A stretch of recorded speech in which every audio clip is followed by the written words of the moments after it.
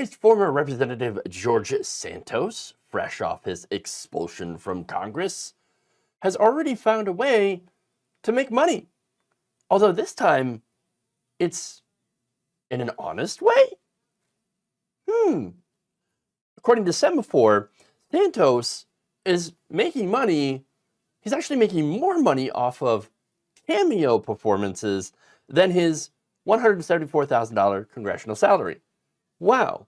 He apparently signed up for the platform after a staffer from former House Speaker Kevin McCarthy's team recommended it to him.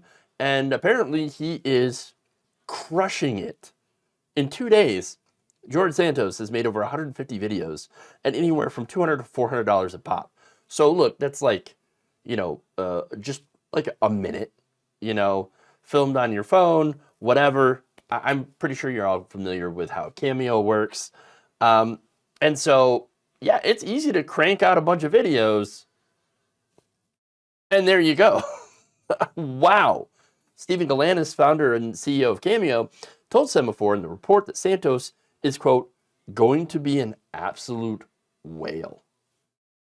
He's basically built for this, rivaling the debut of celebrities like Sarah Jessica Parker and John Bon Jovi. Wow, that is, when you think about it, it actually kind of makes sense, because only someone as shameless as George Santos can actually, make that much money, because on Cameo, again, you pay someone to essentially say things for you, and it can be fun, like Gilbert Gottfried, for example, was on there, but also people like Rudy Giuliani on there, and you pay them to, like, say a line or whatever, sing a song, do whatever, right? And they'll, take the money if they feel like doing it, and they'll do it. There you go. So obviously, if you're going to set up a platform where people will do shameless things for money, of course, someone like George Santos is going to effing kill it. Of course. And by the way, if you're willing to do anything for a buck, there you go. Like, embarrass yourself. For example, Senator John Fetterman actually hired him to troll indicted Senator Robert Menendez, who literally, again, had gold bars recovered by the FBI from a 2013 robbery in his possession, which came from a New Jersey business owner who was robbed. I think somebody stole like 22 gold bars from this guy. I know there's people in New Jersey, all over the country, apparently collecting gold bars and using them to allegedly bribe U.S. congressmen. So there's that, okay? Now, Fetterman hired this guy, Santos, to tell him to, quote unquote, stay strong. Another Democratic activist had hired him to sing Taylor Swift's I Knew You Were Trouble. And he did it, at least a few bars. So, look, George Santos, he's cashing in on the attention, which doesn't surprise me at all. It shouldn't surprise anyone, shouldn't surprise you. Here's the thing about that. Obviously, it's not going to last unless he continues to make headlines, right?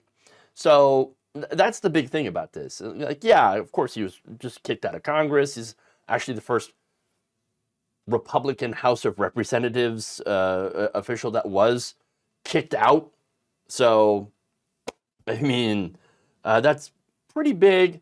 But at the same time, people are going to start to forget about him as the days go on, at least, of course, until his trial, because he's facing 20-plus counts related to, his lies, lying on campaign forms, things like that. So, yeah, he's got some issues here. So I guess he's going to stay relevant. He's going to stay in the news for some time, which means he can still cash in. Like, he's crushing 60, 70 videos a day. Yeah, that's going to bring in some major, major money. Now, he's also trying to get on TV. I'm not sure how that's going to go. Who's going to want to hire George Santos on television? I don't know. I'm sure maybe somebody out there. I don't blame him for trying, because, look, at the end of the day, I think we all know that there's always going to be a way for someone to make money if they're shameless enough. And I think we have found that man.